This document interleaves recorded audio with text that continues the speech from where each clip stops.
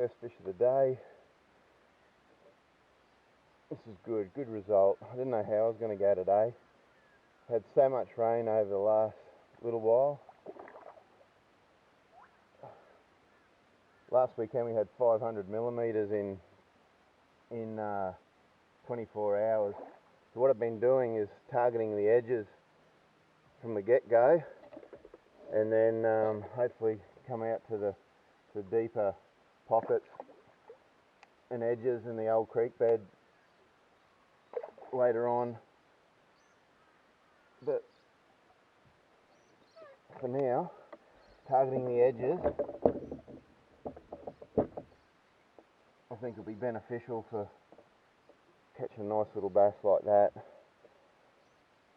So what's happened is the water's filled up the lake, and basically it's covered all the grass areas, and it's still fresh, it's not decaying, and with that extracts all the earthworms, little bugs and whatnot, and that's what these guys are feeding on.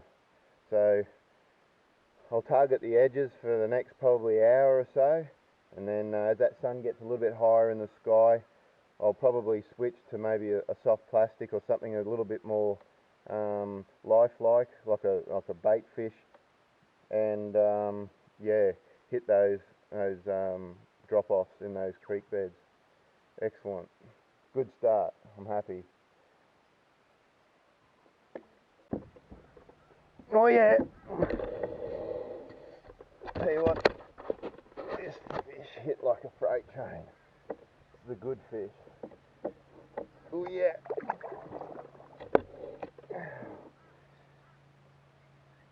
Oh, this is a good fish. Oh, this new Kumaceros reels, it's good getting line back on that reel. Oh, this is a good fish. Oh, gotta love this. Hey, have a look at that.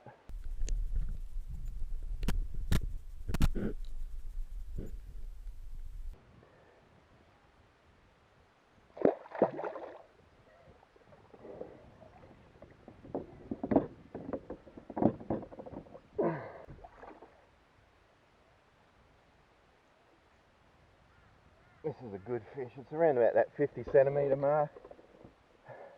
Just goes to show you. I'm shaking. I don't usually get the shakes and an adrenaline rush from these smaller fish when I'm targeting big barramundi, and I am shaking. That is a good solid bass. That's caught on a Rapala X-Rat shad.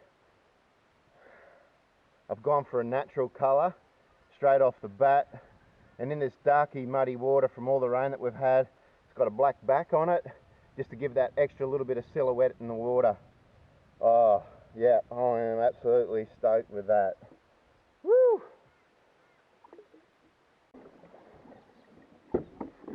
Oh, I am having a fat time this morning.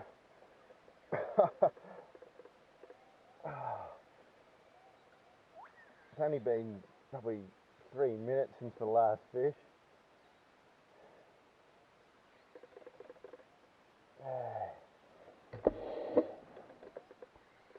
And you can see all the rubbish in the water. I don't think it's a big fish.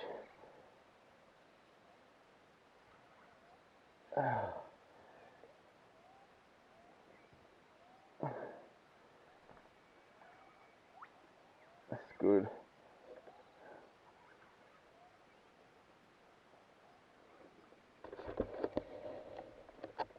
So right underneath the kayak at the moment. Oh no. There we go.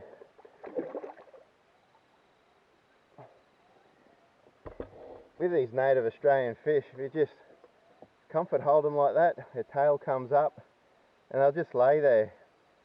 They just all relax. It's a good way of handling fish. you're ever supporting these fish, never hang them by the jaw, just always support their belly.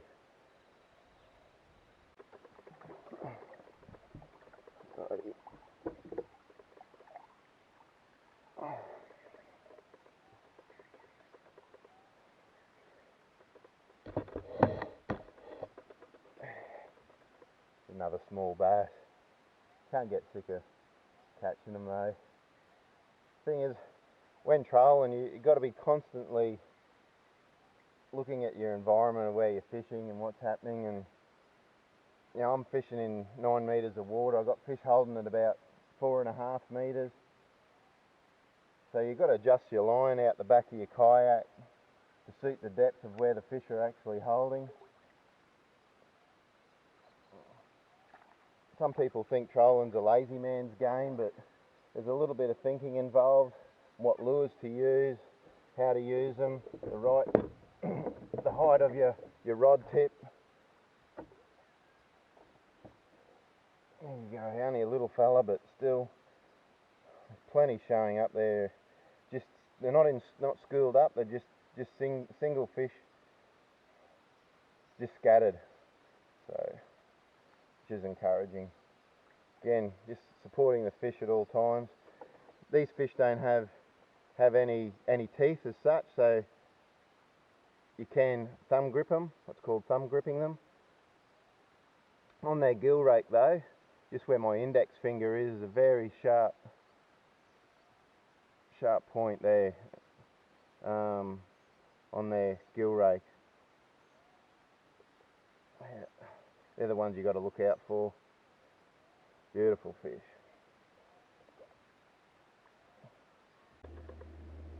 I've decided to change it up a little bit now. Going to use TT Lures Vortex 1/2 ounce spinnerbait. Comes as standard with a stinger hook attached, which is really helpful, especially when the fish are shut down. They're just taking timid bites. The flash and vibration of the willow blade and the small nickel Colorado. So yeah, I'll give that a try. The fish are holding a little bit deeper now, and see how that goes. This is an Akuma RTX 25 spin reel that I've been using for quite some time now, and I absolutely love it. And same with the spin rod and the bait casting rod on both my outfits is a Storm Mojo 6 to 12 pound rod. So I tell you what, they've got a ton of guts, and you can really load these rods up for what they are. They're a fantastic rod and really responsive. Anyway, we'll go and put this spinnerbait down and see if we can get another fish.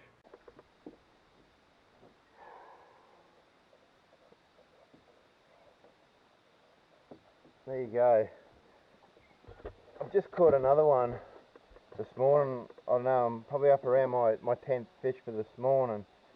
And this is why I'm targeting the edges. And there's clear evidence of a blade of grass to which my lure has been swimming, and where the fish had swum through to actually get the lure. So after a flood event like we've experienced, this is prime time to hit these edges of stocked impoundments, targeting a variety of species, whether it be barramundi, Australian bass. Anyway, give you something to consider next time after a big rain event.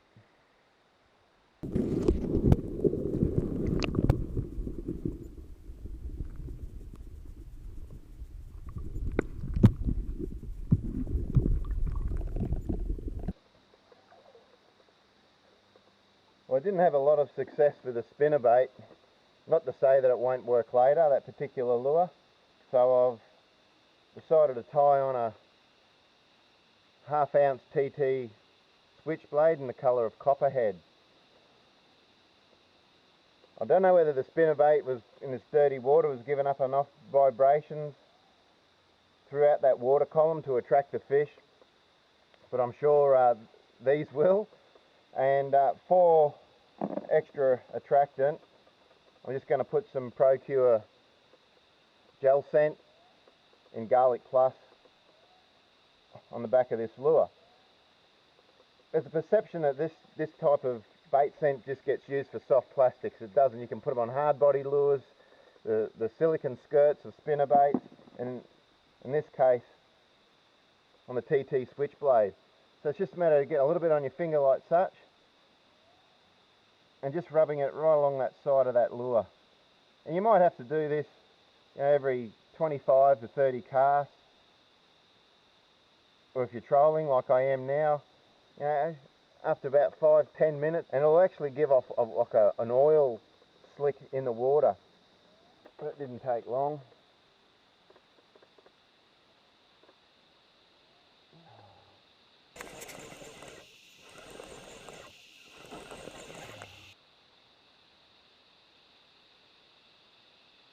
Yeah, not a bad fish.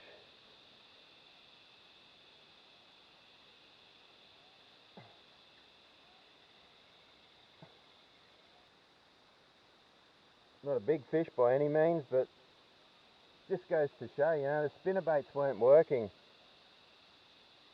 They just weren't responsive to that type of lure.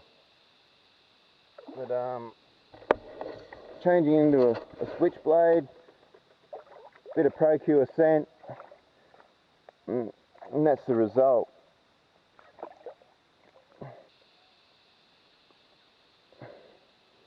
Beautiful. Here you go. Got to be happy with that. Like, with all a spade of about 2 minutes of a lure change, bang, fish on.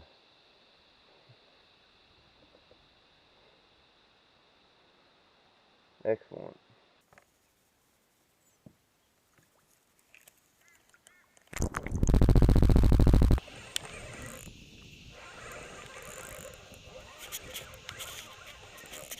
Not a big fish by any means, but geez, they hit hard.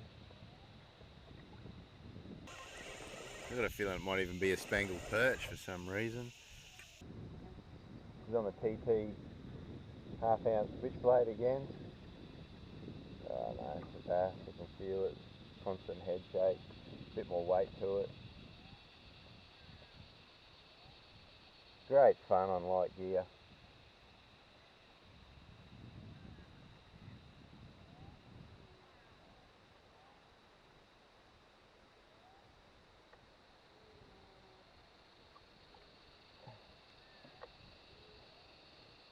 There you go.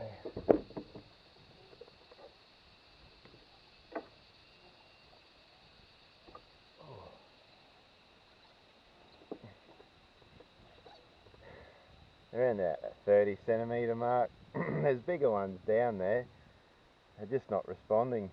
Probably fed up real early this morning before I even got on here, and is just sitting down on the bottom in a digestive mode.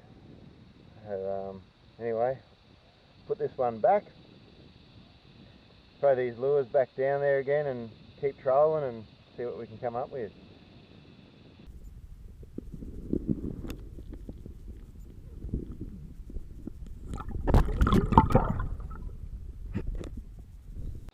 Sun's gotten high in the sky and I've struggled to locate fish, but been searching for a little while and I've come across a good school. I've dropped down a TT switchblade and tried different techniques and I couldn't get a reaction bite. So what I've done now is I've tied on a TT depth charger in half-ounce with a Z-Man 3-inch minnows in the colour of mood ring rigged on that jig head. Again, Procure scent.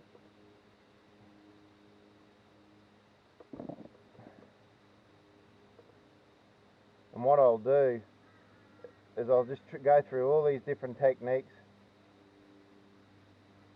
I'll start out with really long casts and burning this lure right through that school, see if I can get a reaction strike. If that doesn't work, I'll try another technique, and if I don't have any success doing that, then I'll change my lures and start the whole process over again. Again, like the spinnerbaits didn't didn't quite work this morning, but it's not to say that they'll work in this school of fish now. So it's all about trial and error. Anyway, see how we get on.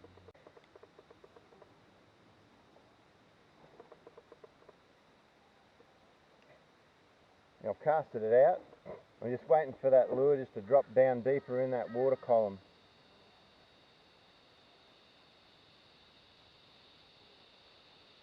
And once I think it's at the right depth, I'll just quickly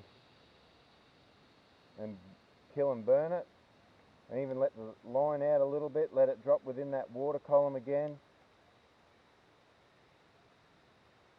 burn it back through.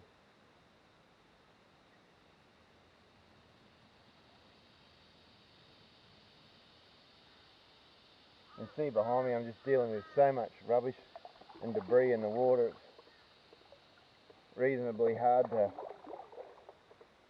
get this line through without fouling. These fish are moved off on their spot again, but won't be too far. Won't be too far. Again. And you'll know when your lures reach the bottom. I'm just letting that free sink now. It's sinking. We're in about 9 meters of water. And you'll know when it's hit the bottom, when that line just all goes slack all of a sudden. And you know you're working the bottom. So now I'm just trying another different technique, just skipping it off the bottom.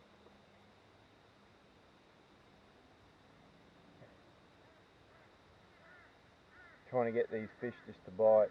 You know, they've been in shock, you know. The lake's come up nearly 30% in the last week. So a lot's happened in their environment. Okay, so now I've relocated the school. Thick, really thick on my fish finder. And I'll just drop this lure straight on top of them.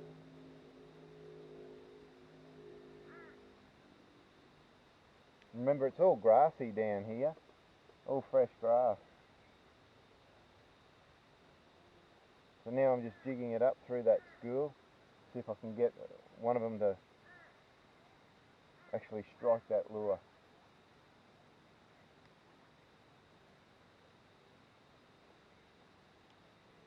And you don't have to do big jigs. They're sitting about a metre off the bottom. Yep, fish on. There you go. Just again shows you he's in.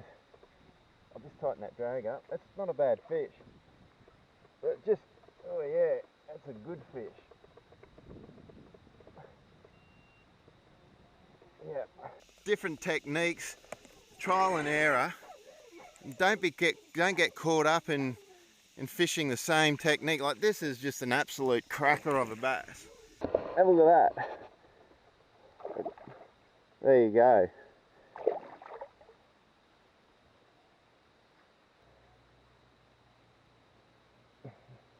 I'm stoked with that. I'll put this one in the water and get a few still shots. Yeah, that's a good fish. Yeah.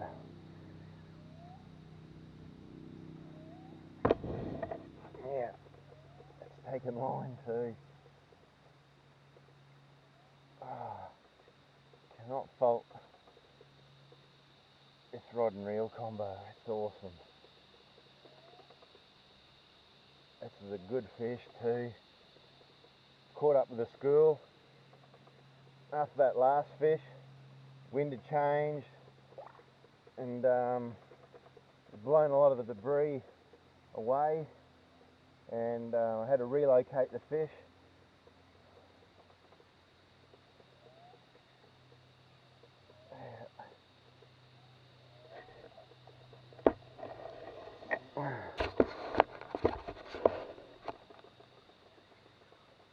Oh, gee whiz. I thought that would have been a bigger fish. But you can see again, it's been in the grass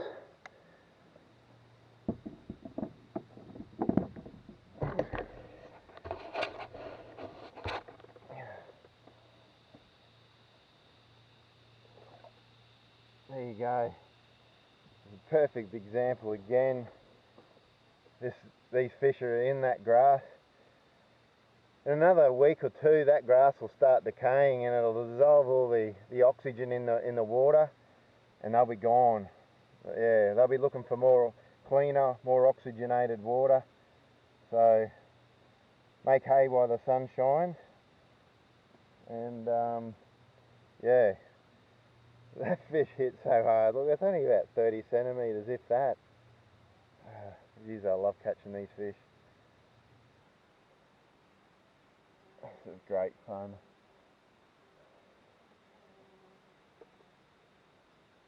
He's just swimming in and out of all that grass, trying to lose that lure. It's deceiving, these fish feel so much more heavier that they're just stuck in that grass. I'm about 6 metres of water here. He's bricked me, well and truly.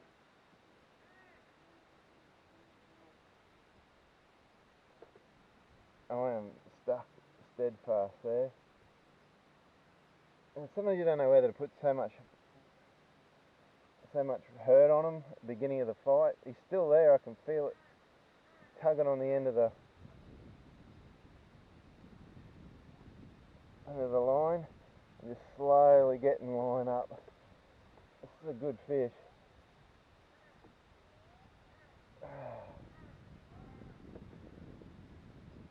Now what I'm going to do is just free spool that. I just let it completely slack. I'll see if he might have lost him in the grass. By free spooling, you're letting that pressure off them, and they'll tend to swim out of it. And then once they're out of it, your line then actually rips. He's still down there. He rips through the grass. Yeah, he's just buried me in the weed. I'll tell you what, this Mojo rod, 6 to 12 pound, it's awesome.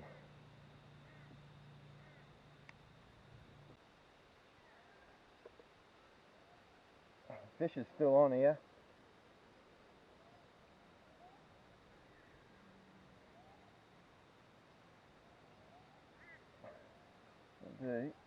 This is the beauty of fishing reasonably heavy. I'm just ripping that up. There you go, through the grass. I can feel that ripping, and the fish is still on. Look at that. There you go, after all that drama in the trying to get this fish out of the grass, there's a perfect example why I fish reasonably heavy. And I get knocked for it every now and again. I'm fishing again with 10 pound platypus platinum braid, and I've just upped the size of my leader to 15 pound platypus stealth leader, and that's the reason why. I was in that fighting this fish in that grass for a good 5 minutes or more, and like, this is the end result. That is a good fish. Beautiful bass. That's a good fish.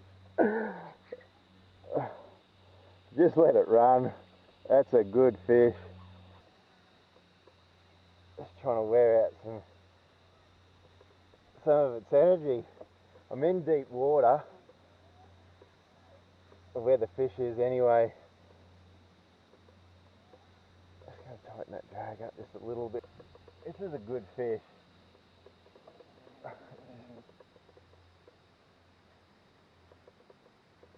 Pretty much swum from one side of the creek to the other.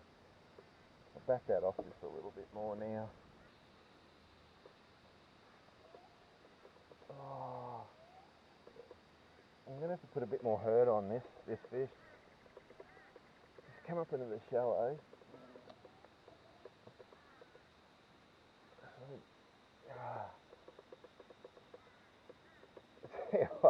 Only if you can see the curve on this Mojo rod. Yeah.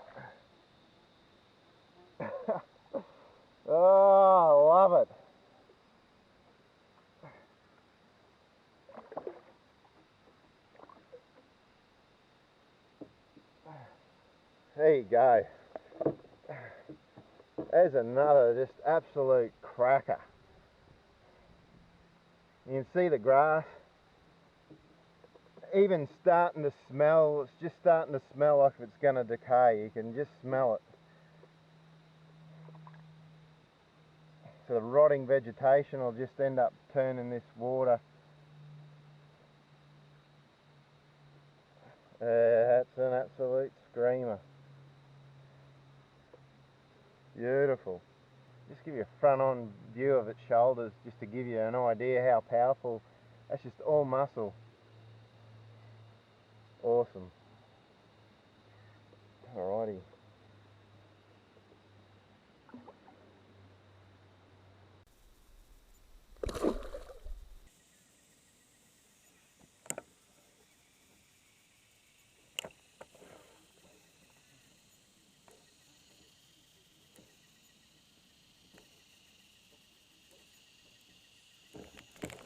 Yeah.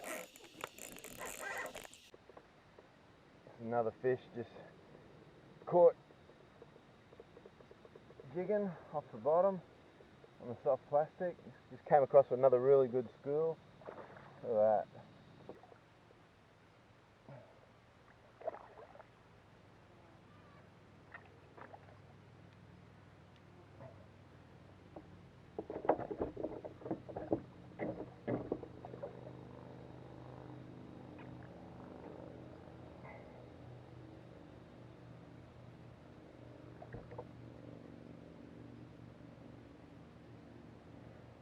There you go. There's another one. That's getting around that 37, 38, maybe a little bit bigger. Great fish. There you go.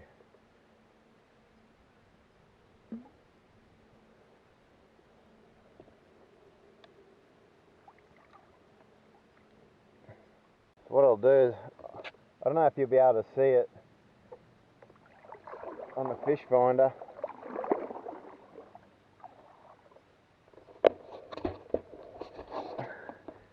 But just to explain, we're in 6 meters of water, and these here are all fish sitting off the bottom, and that's what I'm targeting with the soft plastics,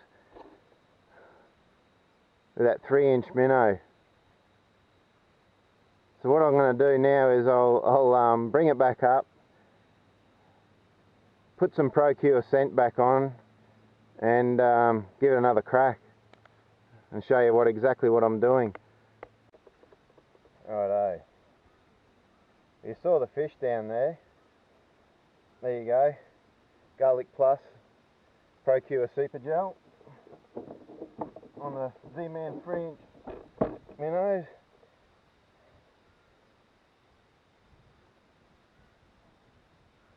Okay. Now what I'm doing, I can see the school down there.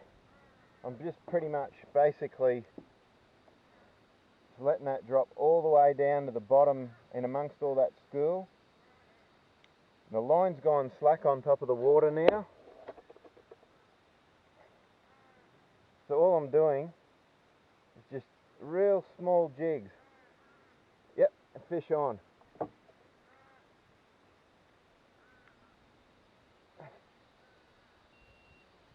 That's it. That's a good fish too.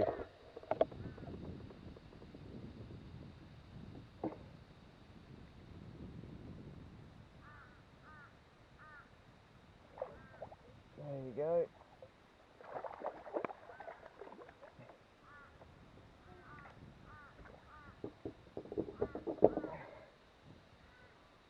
Not a big fish, but it just gives you an idea exactly how I've been targeting these fish today. I started off using trolling hard-bodied lures, switchblades, now on the soft plastics. We gave the spinnerbaits a go, but this technique just seems to be working really well. This is another really good bass. Here's the net.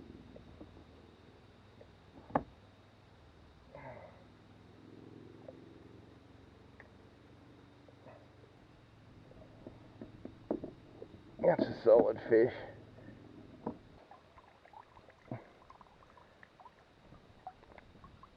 About 45 centimetres.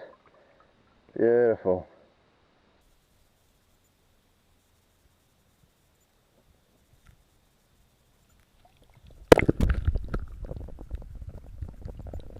Righto, it's getting on during the day. The sun's well and truly above head, and as you can see throughout the day I've changed a variety of lures. I've just gone back to a spinnerbait just to show you they can be caught on a spinnerbait. What I'm going to do, as I was saying before, is Procure Super Gel can be put on any type of lure.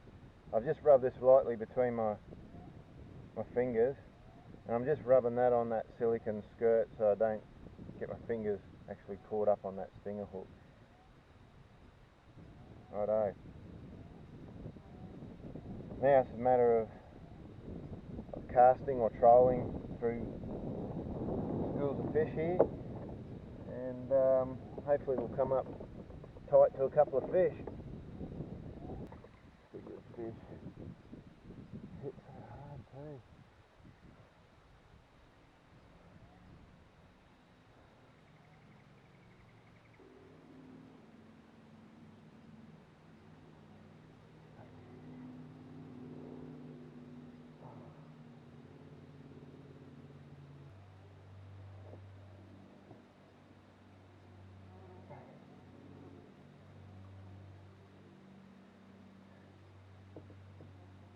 There you go.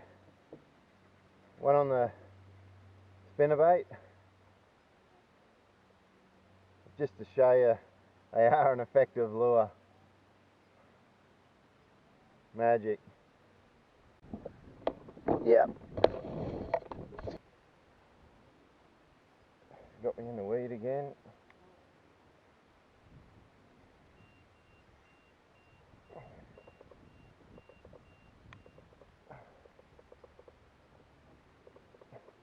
This is on the half-ounce TT Vortex spinnerbait in the new colour of rust. I've caught quite a few bass on this colour. Love it.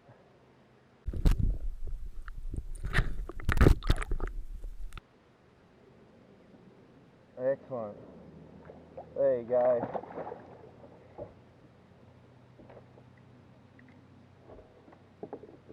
I've had a brilliant morning this morning. I've only just pinned that fish there with a stinger hook. Just goes to show they are valuable on spinnerbait sometimes.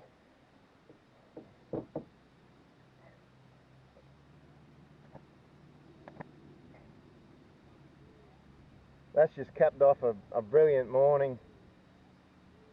There's a few more fish down here. It's hard to leave. But,